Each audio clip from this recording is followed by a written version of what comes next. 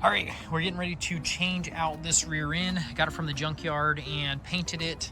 As you can see, those are the rotors that were on it. That's how the whole thing looked. We painted it up and we are getting ready to throw it on this Ford F250. 2000 is the year, and we're getting ready to do it.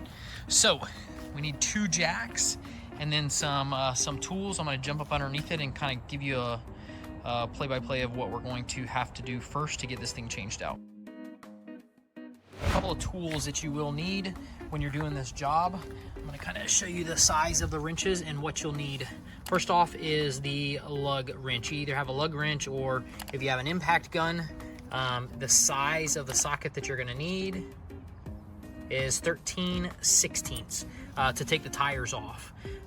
Next, these are very helpful for taking the emergency brake. There's 2 lines for the emergency brake up underneath the driver's side that you have to unhook. There's a little plastic clamp in there, and if you have a pick and a small screwdriver, a regular screwdriver, that helps, and be able to grab it with some type of needle nose, some type of vice grips will help you maneuver it around to get it to work.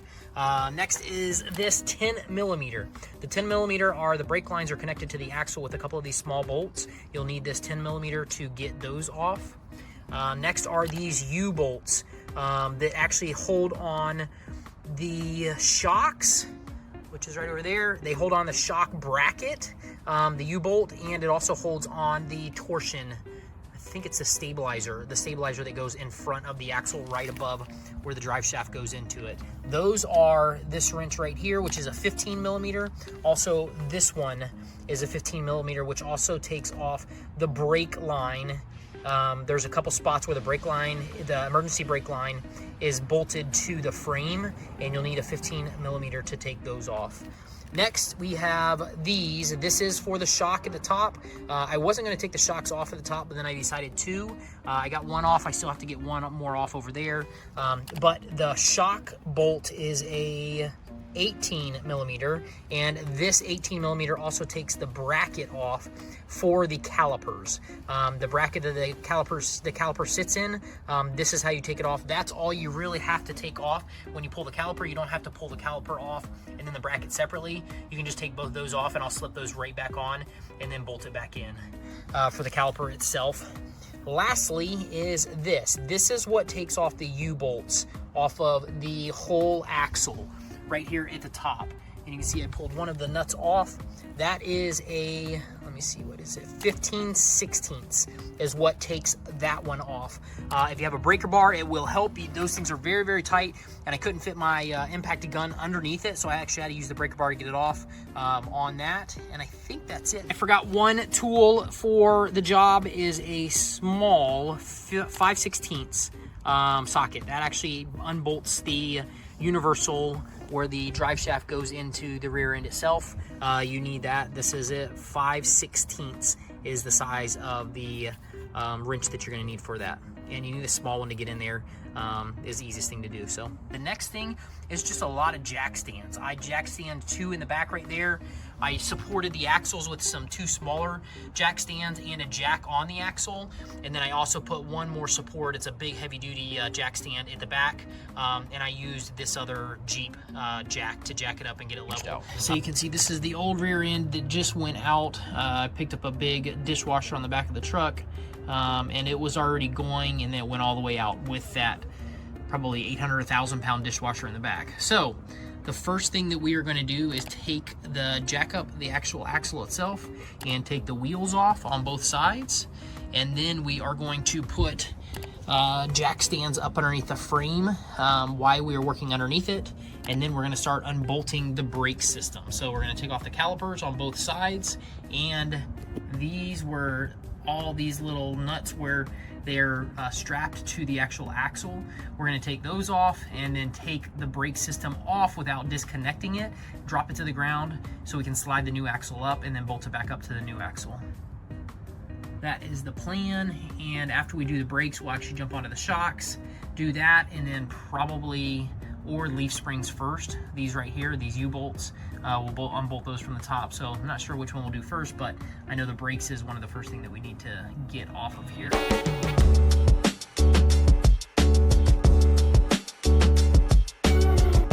All right, real quick update where we are at. We got the calipers off, so these rotors will come off. We'll be able to use them on the new axle.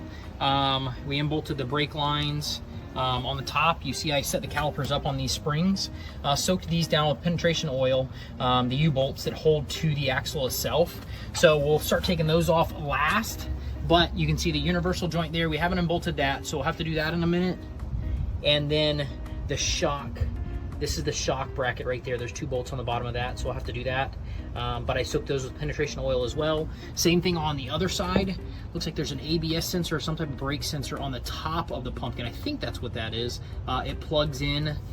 We took the brake, this brake line was on a bracket right there. We slid that off. This one we're just gonna unbolt. That actually is the emergency brake. So we're gonna unbolt that, and that bracket came on the other rear end. The other rear end that we're throwing in there, so we don't need to do that. Let's jump over to the other side real quick. That's almost ready to go. This side right here, same thing. We just soaked them down with penetration oil. We had to take, this is the emergency brake line. We had to take it off there, and the one on the other side comes in and it goes in right there. So we pulled both of those brackets off. Those are on the new axle as well. And same thing with these. We soaked the brackets right there with penetration oil, so we could, actually I didn't get penetration on that. I got it on the other brackets for the stabilizer. So I need to throw some penetration oil on this. And then lastly is right here, where the emergency brake hooks up. That slid off pretty easy, but you can see where I sprayed some oil in there to see if we can get this loosened up. I don't know how those go into that bracket.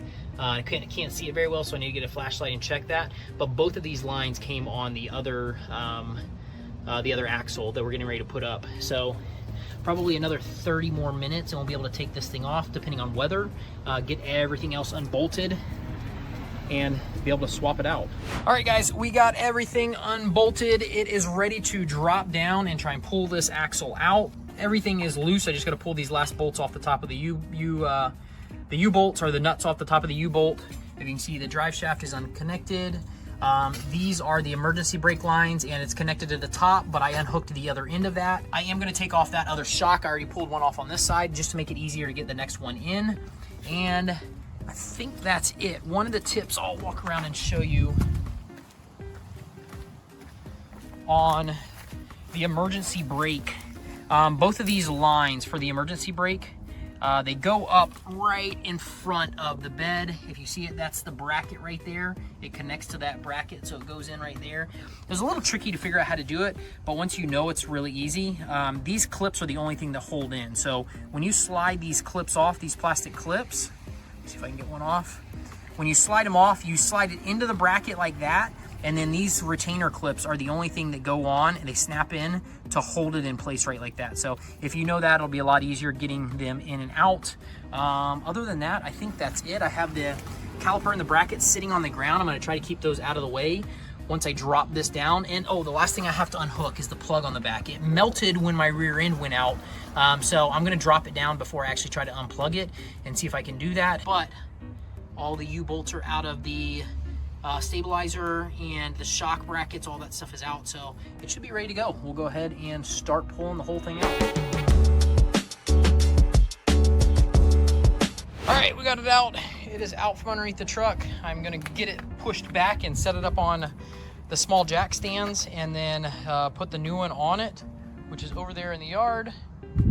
And I'm gonna put it up on it and slide it up, bolt everything back up. I will show you this. You can see definitely overheated this rear end. It got super hot. It broke off. There's some type of sensor in there. I don't know what that is, if it's ABS or something with the axle, but it broke that piece off. And it is right here, and I'm gonna have to splice it. Thank goodness they sent me, that's the one that came off of there, so it got fried. So the new rear end came with the pigtail about this long, so I'm gonna cut it here and I'll splice the new pigtail onto it for the new sensor, which will be on the other axle. So that's it. Other than that, it's emptied out underneath it, ready to go with the new one. So I'll slide it in here same way. One thing that was a lifesaver was the jack that I used. Balanced it pretty well. It is a motorcycle jack, or I think you use a transmission jack or something like that, but this is actually a motorcycle jack. Worked really well to kind of balance it. without just having the little thing to balance it on a normal jack. So that's kind of how we got it out. I'm gonna go ahead and slap the other one on it, and we'll see if we can get it up there and bolt it in by tonight.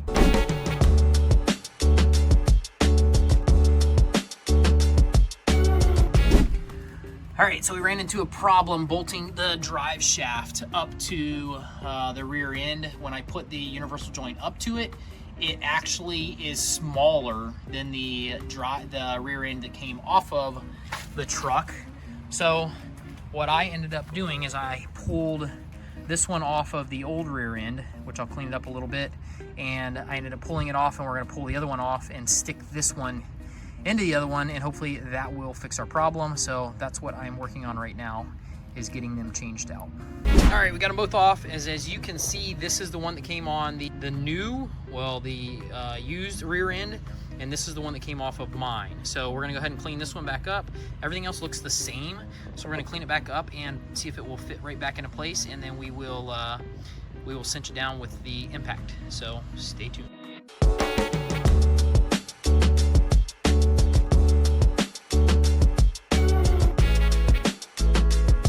All right, finished it up late last night, got it out and did a road test with it, and it is working beautiful. No noise in the back end, very smoothly running, so very happy with the overall job. I did use lock seal to put the universal joint back on. Some seal, or what are they called? Thread seal, to put on those 4 little bolts that hold the universal joint on. So I did use that. Everything else bolted up nicely, and as you can see, it's done. Got the tires back on. It turned out really, really good and running smoothly. So praise the Lord, it is ready to go and it is running.